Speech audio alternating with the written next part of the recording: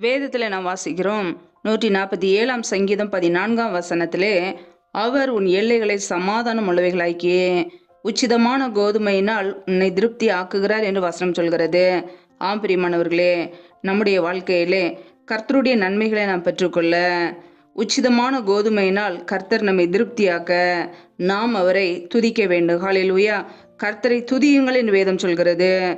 துதித்தலே இன்பமும் ஏற்றதுமாய் இருக்கிறது என்று வேதம் சொல்கிறது. ஆம் பிரியமானவர்களே, கர்த்தருடைய பிள்ளைகள் கர்த்தரை துதிக்கும் பொழுது, தேவனை ஸ்தோத்தரிக்கும் பொழுது, அவர் நம்முடைய எல்லைகளை சமாதானம் உள்ளவைகளாக ஆக்குகிறார். கர்த்தருடைய பிள்ளைகள் கர்த்தரை துதிக்கும் பொழுது, அவரை ஸ்தோத்தரிக்கும் பொழுது, அவர் நமக்கு சமாதானத்தை கொடுக்கிறார். நம்முடைய எல்லைகளை சமாதானம் உள்ளவைகளாக மாற்றுகிறார். உச்சிதமான கோதுமையினால் நம்மை திருப்தியாக்குகிறார். திருப்தியாய் நம்மை போஷிக்கிறார். ஆம் பிரியமானவர்களே, கர்த்தரை துதிப்போம், தேவனை துதிப்போம், துதித்து நன்மைகளை பெற்றுக்கொள்வோம். ஹல்லேலூயா.